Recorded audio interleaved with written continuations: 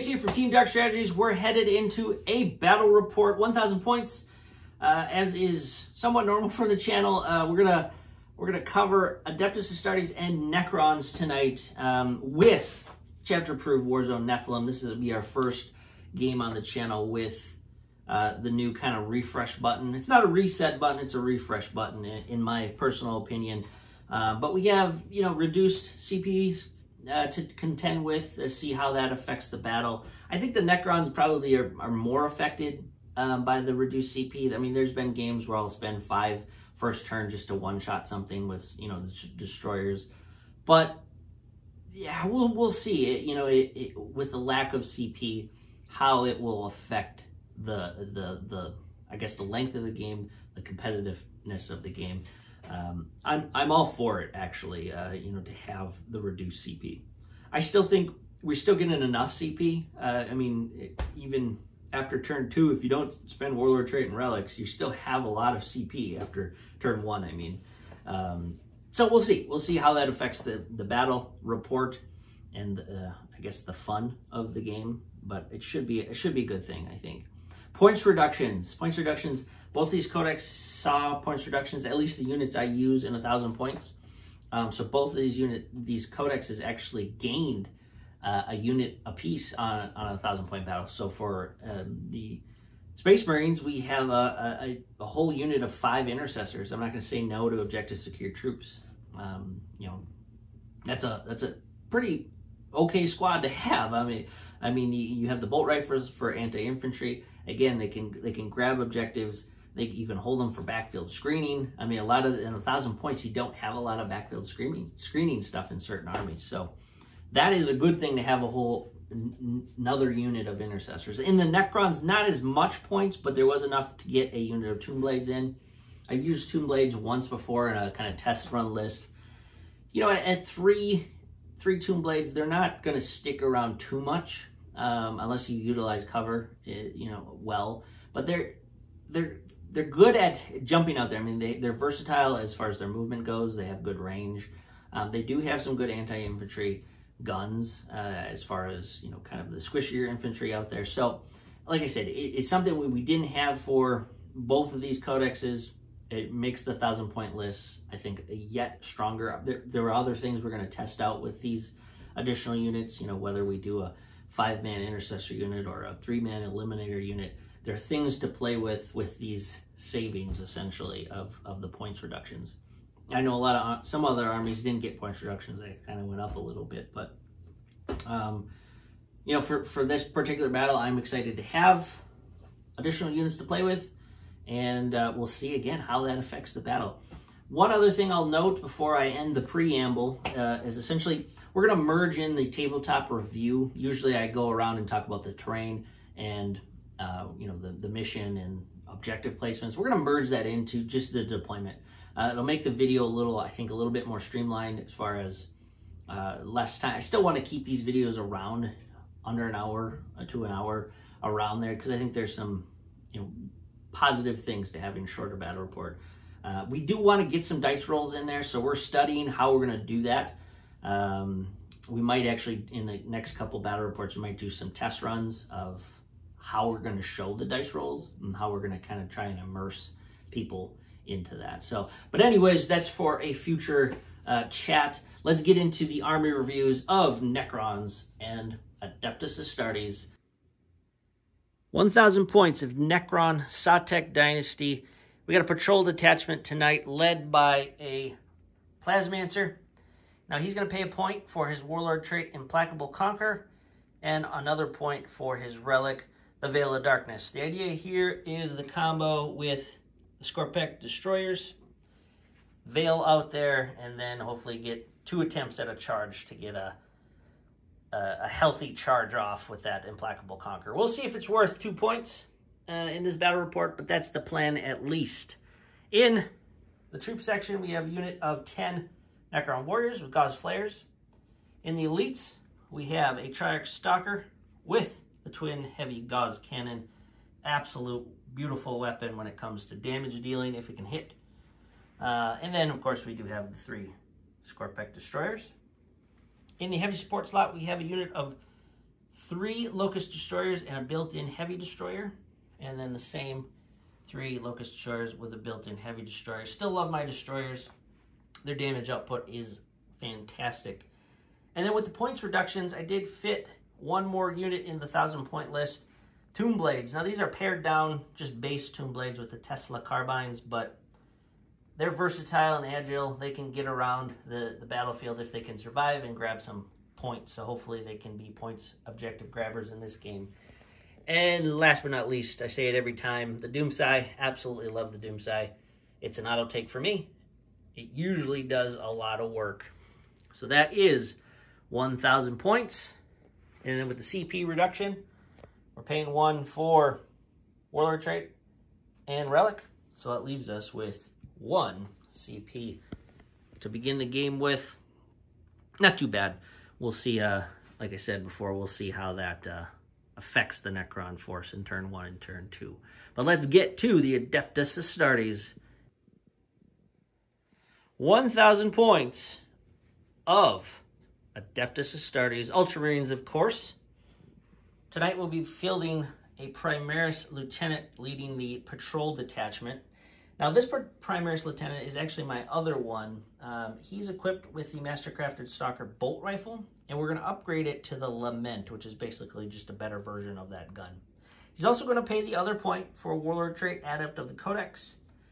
So both armies are paying the points in this battle report for the Relic and the Warlord trait. Let's see if it works. If not, we might end up not, taking those next game. But in the troop section, we have 5 intercessors, all with bolt rifles. And with the points reduction of the units in this army, we could fit another unit of 5 intercessors. So that's good table control as far as objective controlled units. And I usually do take the Redemptors. They're durable. They're nasty with shooting. They're nasty in combat. So I just like them. They're all around good units. They have the chest-mounted Stormbolters, the Macroplasma Incinerator, the underslung Onslaught Gatling Cannon, and then Redemptor Fists, of course. They're just great units. In the fast attacks, we do have 3 Inceptors. Backfield shenanigans there. And in the heavy support, Eliminators with Las Fusos. I'm probably a rare case of, I just like them. I think they do work. And then again, another unit that a lot of people don't take is the Gladiator Lancer. But I like it as well. It's equipped with the Stormbolters. No other upgrades for that one. It just has the big Lancer laser destroyer there. So that is 1,000 points of Ultramarines goodness. Let's see how well they face off against the Necrons tonight with their reduced CP. Let's get to the battle.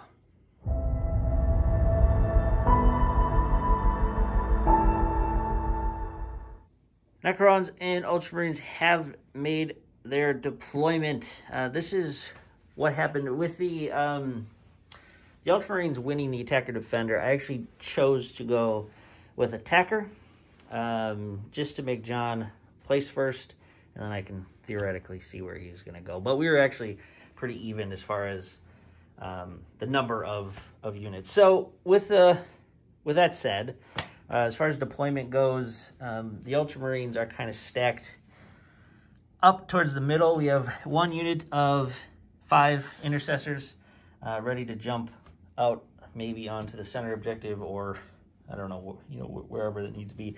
Extra points for the center for the Ultramarines with their secondaries.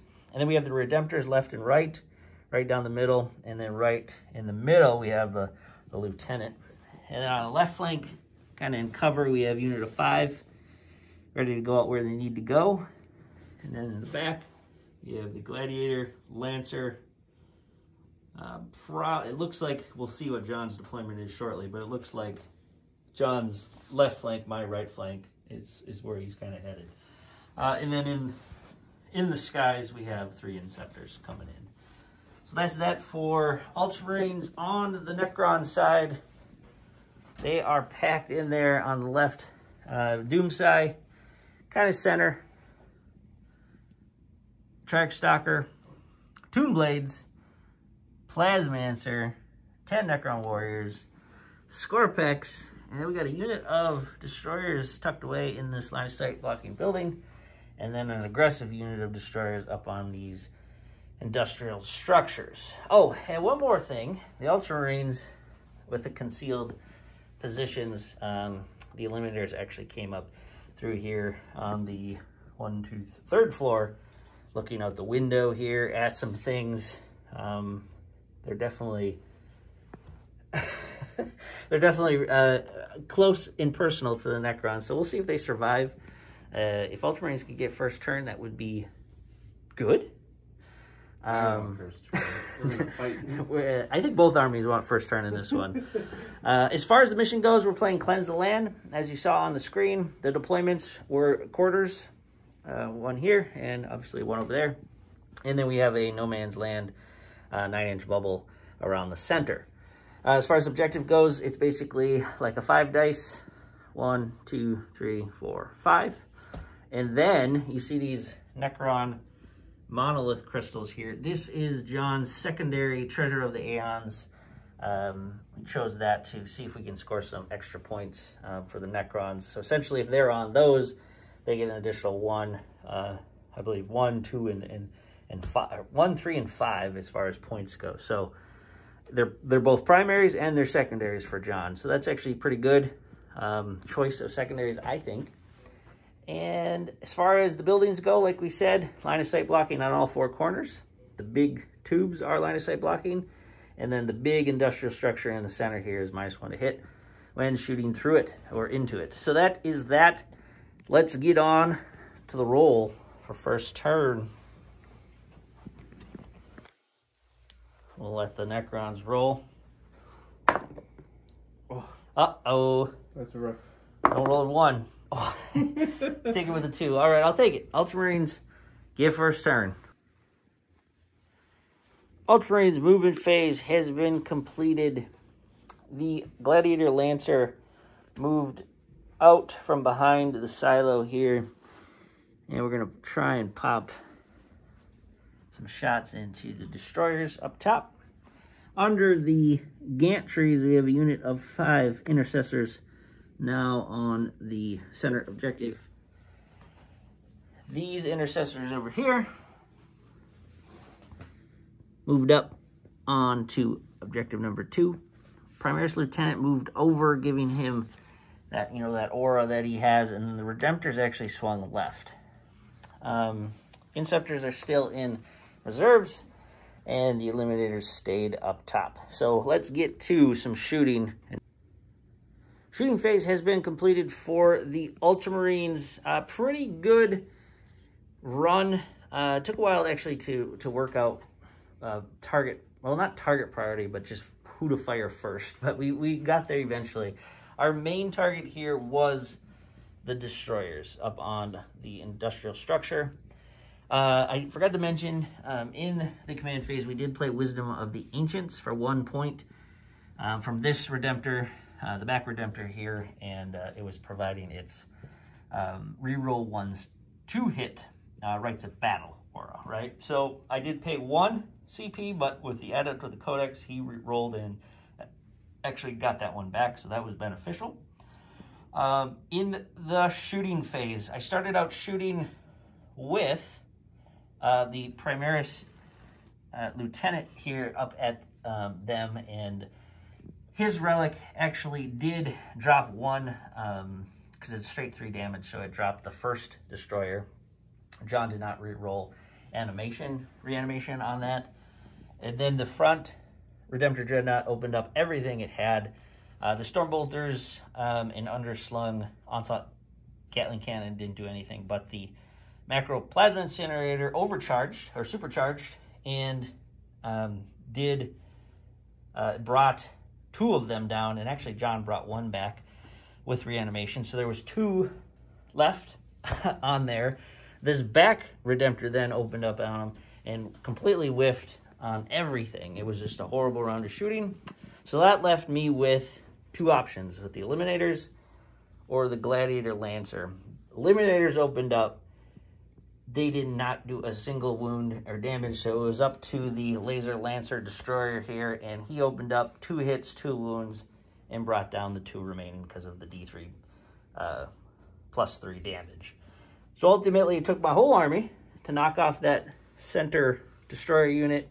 I'm pleased with that. It could have been better, but ultimately, it wasn't, you know, a complete bust. I did kind of clear that very scary unit off.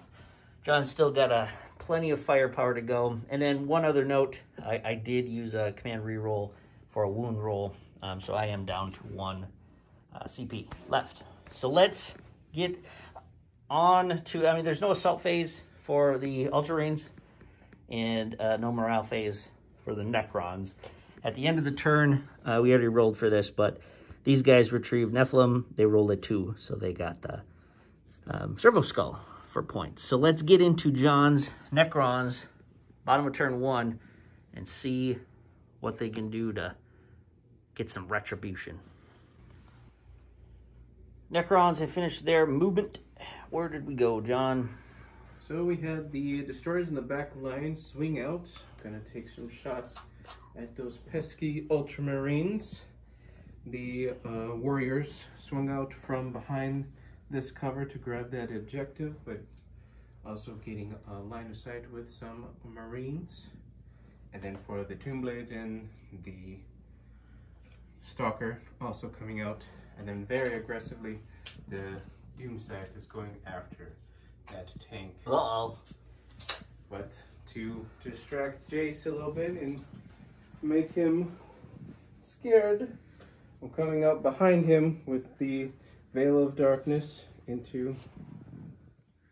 And he's got to reroll the charge rolls, so he should theoretically get in. Chances are high. So let's get into the shooting phase. Necron shooting phase, we got some casualties. What happened first over here? So the first thing that the destroyers lit up, what is this? Redemptor. Redemptor. Did quite a bit of wounds left. He's got 3 left. 3 wounds left. Yeah, they played Disintegration Capacitors and Methodical Destruction. They had the 3 CP, so it beneficial. Beneficial. Almost got there. Yep. Not too much. But he's crippled, and that's the main thing. Yeah. Then we have a unit. A unit was on the center objective. Yeah, quite a bit of shooting took place here. Not very good rolling on the Stalker's turn. Yeah. He whiffed, but he was able to put the reroll 1s onto him. That helped a little bit with the Tomb Blades and the warrior shooting at them with the Doom Scythe's twin Tesla Destructors, finishing off that unit. Yeah, the Tesla Destructors did the most. Yeah. I mean, you had all hits, and then you rolled 2 6s on your Tesla, and I think I rolled a bunch of 2s and 1s, so they ultimately fell. Right. But the big one is the was it the Death Ray? The Death Ray one-shotted the tank. Just to annihilate him. He got out of the 3 hits, you hit twice. Yeah. You wounded twice. And for the damage, I rolled a 6 and a 5. Rolled a 6 and a 5. So it was 12 damage on that thing. Absolutely boss. Just imploded that Gladiator Lancer. So I'm sad. But, and then over here, going into the charge phase. Yeah, with the reroll for this charge, I rolled 9, needed a 10. But my second reroll was a 10. Perfect. So therein, my HQ didn't make it, but I should be fine. Yeah, I think you should be fine. But yeah, and essentially you needed a 10 because he did 1 mortal wound in the with his Harbinger of Destruction and knocked 1 off. So it increased, but ultimately worked out for him. So yeah, those Primaris, unless you whiff horribly, I think you have culled a good many. So let's get on to the assault phase. Assault phase completed as expected. Just went off. I think you missed once. Yeah. There's just a big pile of sludge there. Yeah, that was a good turn for John. I mean, he wiped armor, 2 units of troops, and he crippled that. I mean, that's essentially, it's there, but it's not really there. So that was a really well done turn for Necrons. They were not hurting for CP either. You know, that 3 CP turn 2, you still did what you needed to do. Yeah, I think it worked out great. Whiffed a little bit, but ultimately went pretty well. And, you know, as we're talking through it, in the preamble I was talking about, is the 1 CP worth it on certain things? And we were talking about Implacable Conquer on there. Was it worth it? It was worth it. Yeah. You know, to re-roll that charge roll. Yeah, definitely.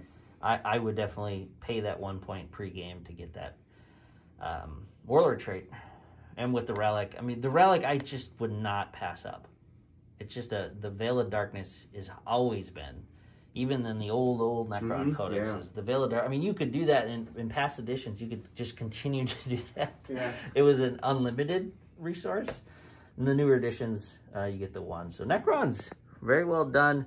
We'll rack up the points here for turn 1, and then we'll get into turn 2. We still have some Inceptors coming in.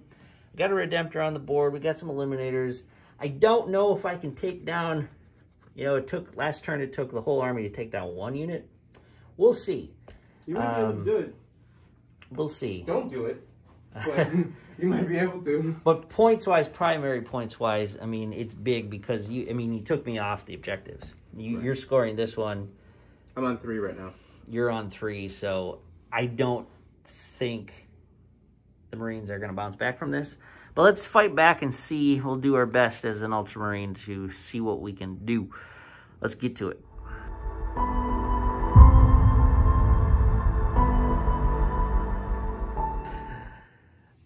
Top of turn 2, Ultramarines. Movement phase has been completed. I don't have a lot left. I had to have a think about what to do here. Trying to, and unfortunately, with not having enough left, I just didn't pack enough damage to then output some damage. But I'm going to fight back. Here's my thoughts. Over here, the Redemptor, the wounded one, severely wounded one, moved up and is on that center objective. Whether he shoots at the destroyers or fires back at the Scorpex, we'll see. You know, being that wounded, it's not going to be that much damage. But the healthy Dreadnought over here did turn around, and he's going to try and take on these Scorpex, clear off the home objective, theoretically. The Lieutenant's there as well to help out. And then over here, the Eliminators, still have Eliminators, if they can work. We can put some shots back on them. Can put some shots on the Warriors, Tomb Blades, wherever. We'll see. They're kind of back up. And then I just had to, points-wise, contemplating bringing the Inceptors down to take on this Plasmancer, but I don't think that's really points-wise. So I am on this objective out here. There's tailing on the inside of this building. So the Inceptors came down there. They probably will attempt to retrieve Nachman to score some points. And I'm on that too. So it is line of sight blocking. There's no windows down here, so at least there is a little bit of safety. They might be the end left of their brothers in battle. But let's get into it. I don't want to get too doom and gloom. I could fight back here and do some damage. So let's get into the shooting phase. The big one will be the healthy Redemptor and the Eliminators. So let's get to it. End of shooting phase. Not too bad. I mean, I'm going to be pleased with what happened with what I had. One other thing we didn't cover, but I did choose to play Adeptus Strategy on the Redemptor over here since he is core. So with that Devastator adding the extra AP, I think it made sense. So, and then use the Adept. I didn't farm any points on here. So I'm actually used up all my points for CP currently. But what happened, I started out just with this Redemptor to see everything into it. The Stormbolters didn't do much. The Gatling Cannon didn't do much, but I rolled really good on the Macro Plasma Incinerator. I supercharged it, and I just wiped that unit in one go. So I was happy with that. That was beneficial. This guy over here, I then decided I needed to wipe or try to wipe the Tomb Blades to deny points, because John was getting Treasures of the Aeons and then the primaries, so had to do that. He's very wounded. He didn't do anything to it. He was hitting on 6s through cover there with the Tomb Blades, and so ultimately I shot down out of this building into the Tomb Blades and rolled really well with hits, really well with wounds, and knocked him off. So 2 units removed on the Necron side. I'll be pleased with that. The Sergeant did do a pot shot with his his relic across at the destroyers over there, because if it wounded him, it would have dropped one. But so that was that. These guys over here, like I said, we got to roll for go for it. That. Let's just roll for what you need? Retrieving. Hey, got it. You got it? Okay. Yeah, I needed a 3 less. So they retrieved Nephilim data over here. So that was good, I guess. Points. So let's rack up the points and see. There's no charges on here. And let's get into the Necrons. If the Necrons, I'm just talking here personally with the Ultramarines, if the Necrons can have a poor round of shooting, they still have very scary destroyers, very scary Trike Stalker and a Doomsday flying around. If they can have a poor round of shooting and not hurt too much, maybe, just maybe, I can come back from this. But let's see what happens. Necron movement phase. Bottom of turn 2. Where do we go, John? So the Stalker moved up, taking that objective from where the Tomb Blades were. He's going to target that very wounded Redemptor. See if he can put a mark on him, definitely, but bring him down. He's got 3 wounds. The Warriors moved up as well, still towing that objective. Just in case, for some backup firepower on that Redemptor. And then the Destroyers moved into cover to also take out that Redemptor. But I'm hoping to destroy that Redemptor with the Stalker so I can use it to shoot the back of the other Redemptor. The Death Size flew over. He's going to do the Death Ray into the healthy Redemptor, hopefully getting that 5 and 6 again. That's what I'm hoping for. And then using the Tesla coils into this unit here through that little window. Yeah, you can see him.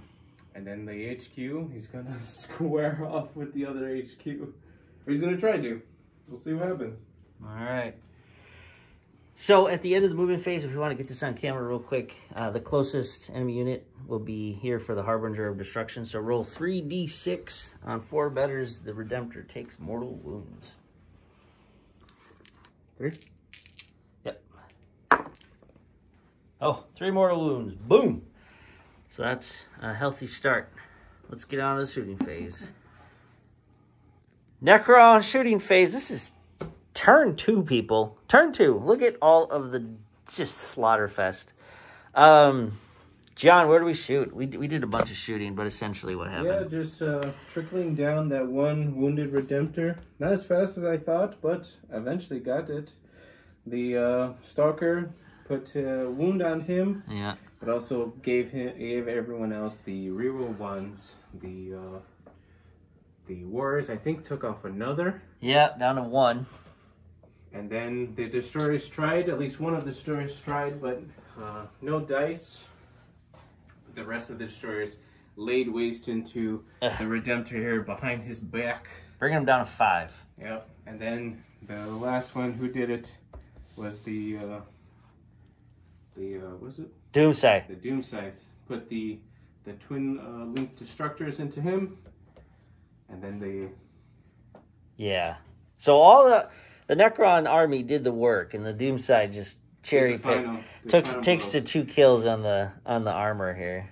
So the Tesla brought the final wound off, and then yeah, this what did you get? You get 1 wound got through on the Death Ray, and John rolled a 5 for the damage. So yeah, it was good. It was good. Didn't blow up. No. But that was, I mean, look at that. Just wiped them. I have Inceptors here. I got Lieutenant, and I got Eliminators. It's gonna be a Necron victory for sure. But I'm gonna fight back. I'm gonna shoot some more stuff with my Eliminators. Keep shooting. So let's get to it. We are gonna roll a charge here. HQ versus HQ. John can roll it up and see what we have. He needs a 7. He needs a 7. He gets a 7. So he is in. What? So just 1 wound dealt from the Primaris to the Plasmancer, and no wounds dealt to the Primaris. But it was good for John to do that, because now he is contesting that objective, which is denying me some points. So let's get into top of turn 3 and see what else I can do in this battle.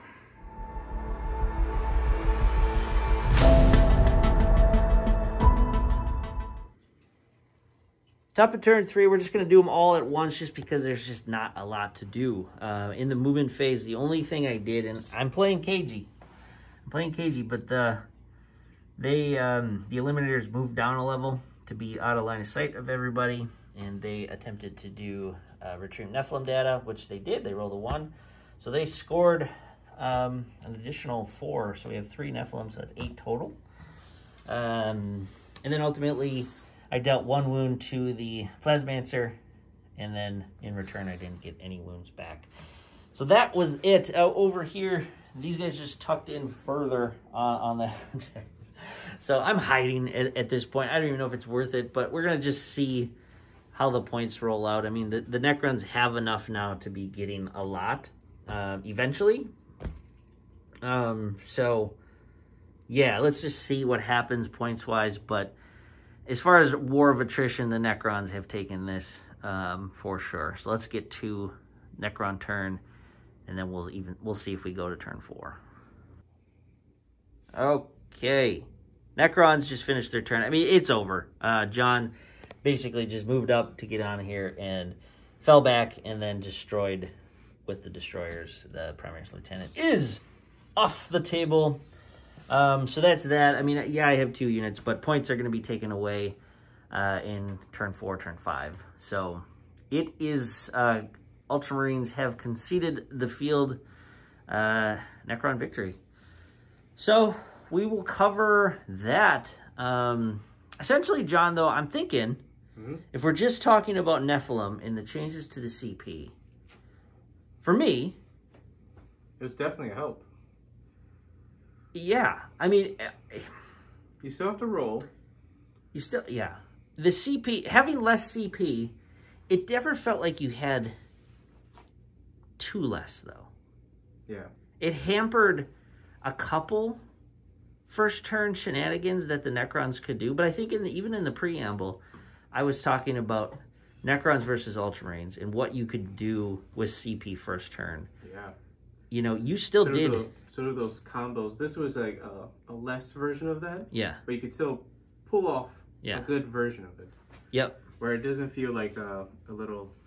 You feel bad for your opponent whenever you pull off your combos. Right. So it helps the game, I think. Does it truly nullify one-shotting something? No. I don't think it does. No.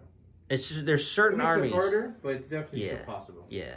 I mean, if the rolls go right both ways, for both shooting and saving, you're still going to be able to one-shot something, which, does it fix the game? That doesn't, I don't think. Yeah, it's still always disheartening when it happens. Right. But that first turn, when you don't get to play with a model that you pay for, that you paid for, it doesn't do a single thing in the game. That can be a little disheartening, I think. So, and I think GW was trying to help that, and I think in some instances it probably did. I think in this example of the game, it didn't. And at 1,000 points, you're dealing with less units, less CP. But if you bring, both these armies had teeth. You know what I mean? They with the plasma, the Necrons with the destroyers. Gotta love those destroyers, man. It just did. They did work. They did work. Yeah. MVP of the match. Who would you give it to, John, for the Necrons? Doomsday. I agree. Every single Necron game is the Doomsday. The Doomsday. Usually he either kills something outright or he finishes something. Yeah. It's an auto take for me. Yeah. I mean, he racked up a kill count in this game. Yeah. Man. I don't know. It's hard to give an MVP to the Ultramarines just because they did so poorly. I was rolling trash on certain things, but the only good rolls I really made were the actual shots on the plasma, the amount of shots. Yeah. It's just when I started to roll the hit into wound, it was rubbish. I don't know. I'm probably gonna give it to the feel-good moment was the Eliminators taking those Tomb Blades out into 9 points. Mm-hmm. If I had more on the table, that would have even been better. But I don't know. It's a hard one. I'll give it to the Eliminators just because. The Redemptors usually perform a little better. They did not. They did not. It was a shooty versus shooty army, and I think the Necrons outshot the Ultramarines. Yeah, to be expected, to be honest. Yeah. So that's that. Hope you guys liked it. Again, it's another short one as far as just the amount of turns go. But it should illustrate at 1,000 points the new Nephilim, the additional units, with the points reductions being taken. We'll have to rework another grudge match, I think. I'd like to see this again happen. Maybe work out the Ultramarines a little better. But Battlefield was beautiful. The Game Mat EU, our sponsor. This particular one is Game Mat EU. It's actually double-sided. It has a nice Necron feel to it, industrial green glow. So let's get on to the end of game conclusion, recap, and start thinking about the next battle reports.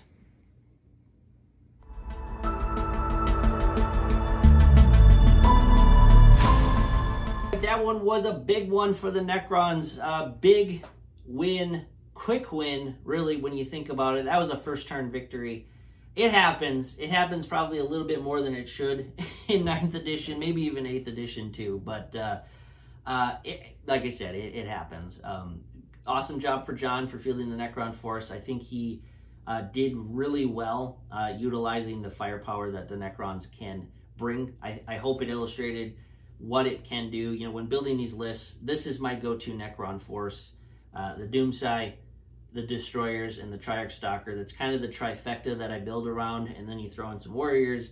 You throw in, the added Nephilim points reduction of having the Tomb Blades. It gives you a lot of versatility, and then you top it off with a Veil of Darkness Plasmancer, bringing in a unit of Scorpek Lords, Scorpek Destroyers, but behind enemy lines for some shenanigans. So that should show a very good 1,000-point Necron list, at least against this army. You know, the Ultramarines had a lot of firepower too. This Ultramarine list isn't a bad list. I've had success with it in the past. There are some units that probably shouldn't be in there. I picked them because I like them. But, those Redemptors usually do work for me, and they just did not. Now, you think about why that was, right? We were utilizing the terrain as best we could. That big -1 to hit in the middle was helping a little bit. But you have to get out there. You have to, in my personal opinion, you have to get out on those objectives. If the Ultramarines did sit back and kind of give up that first turn attempt at those Destroyers, I don't think the game would have gone much different. I would have had actually less points. So you have to be aggressive. It's just the ability, again, of the Necrons, because they're tooled up with high firepower. And the Ultramarines had high firepower, but when you compare the two, and you look at like the AP damage, and you look at just the amount of shots the Necrons can put out at high power weaponry versus, the Redemptors with kind of a swingy amount of hits to do. Damage is a little better, but the swingy hits just happen. If you have bad dice rolls that don't go your way versus some good dice rolls that go, the other way, it's a perfect storm for what happened, I think, right there. And it's not a dice roll thing. Yes, dice roll always kind of affect games, but this is just showing you the perfect storm of everything combined. -3 AP, -4 AP. It's not really even affecting, the Armor of Contempt isn't really coming into play much there, because a Marine that's used to a 3+ save or a 2+ save is now getting a 5+ save or a 6+ save. It's just they couldn't catch up to the amount of damage. They did a lot. Taking out a destroyer unit, the Ultramarines taking out a destroyer unit first turn was a good thing. It should have been expected, I think, of all that firepower. But it did take the whole army to do it. So unfortunate for the Ultramarines, they were undergunned even with this good gun army. So we'll have to think about it. As far as a grudge match goes, I'm curious to see maybe just a mirror match to go at it again and see what happens. If it's the same result, well, then maybe there's some bigger issues with the Ultramarines. Using terrain a little differently in this one. The way the battlefield is set up, again, I don't think the Ultramarines could have done much different there. The outcome would have been pretty similar. And I will talk one more thing about talking up the Necron, this 1,000 point Necron list. The quickness. Necrons are not usually a fast army, and their ranges aren't huge. I would put the Necrons as far as in the slow category for armies, and the range is kind of mid, right? But with this army setup, the way I build the Necrons, again around that trifecta, is you got a Doomsday that can go wherever it really needs to in a turn. It has a huge range to fly over, in huge range for its guns, 36-inch range, right? And then you have destroyers that can move 8. They used to move 12, but they still move 8, and they can jump around, and their guns are 24, right? And then the heavies are 36. So that is a big range and speed. And then you got the Triarch Stalker, which it still moves 10, right? So that's the trifecta is still moving a lot. The only slow unit in the army is the Warriors, and they don't need to be fast. They're around to just hang around backfield and get backfield objectives and hopefully swat off, some troops coming in, right? So this Necron force actually brings slow up to a medium high, in my opinion, because especially in these 1,000-point games, you can get out there and you can do damage. The Space Marines actually, in this battle, were very slow. You had a tank, you had Redemptors. They're not moving as fast as they could, and they got peeled back really fast. So that's my take on this particular battle. Again, very happy that the Necrons did win. It is a good list. I love seeing this list perform well. We'll work on the Ultramarines a bit more. So let's talk a little bit about the points decreases. Having another unit in both forces because of the points decreases definitely helped. It didn't make the game any slower or anything like that. Again, it was over turn 1, so I don't have any concerns about adding more units and having a slower game, especially in 9th edition, even 8th edition. There's just so many powerful things out there. Things are going to die, and they're going to die fast. It's not like older editions when things stuck around longer. And you had, turn 4 or 5 in some old editions where you had a lot of your army still. Both sides had a lot of their army still, and you were still fighting it out. So times have changed when it comes to firepower and the brutality of the damage output. So you do reset the battle pretty fast. Most games, I think, even just on this channel, if you're watching all of the battle reports thus far, we've pretty much known what was going to happen by turn 2. Do I like that? I don't necessarily like that. I like games that do run to turn 4, even into turn 5, where it is more of a nail biter, and you're kind of like, ooh, what's going to happen? What's going to happen? And there's things, there's tactics and there's strategies ongoing. There's bigger plans instead of I'm going to one-shot that. You have plans of I'm going to go here, and then I'm going to go here, and then I'm going to go here, and then I'm going to one-shot that. That's the kind of stuff I like. That illustrates when I always say swirly battles, longer battles that kind of play out and you feel a little bit more, I guess, wholesome at the end of the battle for both the winner and the loser of the game. So, but anyways, so that was points. CP reduction, yeah, it's a good thing. I do think GW took a good direction by reducing the CP. Does it fix it? No, I don't think it does. It certainly helps it, but just the Necrons alone, they paid their Warlord trait, they paid their relic, so they started the game with 1. Actually, going second on the CP line of things is not a bad thing, because you start 1 with the game if you've paid your points for Warlord and relic, and then in your opponent's phase, command phase, you get 1, and then your command phase, you get another 1. So you're up to 3 already at the beginning of turn 1. even with paying these points, and you can do a lot of damage still with 3 CP. So I don't think it helps. It helps the first turn shenanigans, but does it get rid of some big one turn, you know, one-shotting? No, I don't think it gets rid of it, unfortunately. But keep going with that, GW. Keep trying to simplify that kind of bloat of stratagems and CPs. You know, people were excited when the stratagems came out. I was on board with it for the most part, but I think it's got out of hand a little bit. There's just too many cards. Too many cards. Have a more condensed deck for every army, and then have a couple themed cards. I'm all on board for that if you do that direction. But anyways, so improvements on Nephilim. Yes, I think Nephilim did help the game. I think in the beginning I said it's not a reset button, it's a refresh button. Play it out a few times. This is our first game. We're going to get into another game. We're going to play through all the different missions again. They're similar missions, but we're going to play through them again just with all this new stuff, and work and dabble with our armies like we always do for our little Dark Strategies meta that we got going on. But other than that, like and subscribe if you've been enjoying the battle reports. We've been adding some finesse to the videos, some overlays and all that kind of stuff. More to come with that. It's been fun learning experience on doing that. And then again, dice rolls are in the future for us. We are studying how to do that correctly while still making the videos somewhat short, because we do like those short videos. And for the sponsors, again, the game mat, awesome game mat that we played on this one. This was game mat EU's, kind of that industrial Necron green glow one. It's double-sided.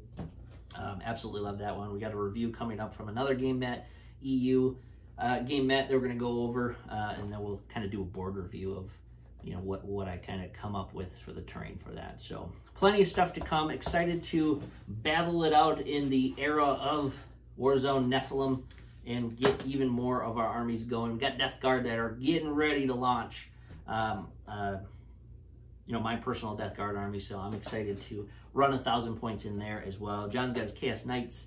Chris is coming back shortly, maybe in a month time. He usually travels this time period, so he'll be coming back, and we'll be seeing Necrons, or not Necrons, we'll be seeing Tyranids again. We'll be Gene Steer Cult. We'll see Sisters of Battle on the channel back in action, and we'll get things going as we usually do. So again, thank you for watching. Have a good night or morning or wherever you are.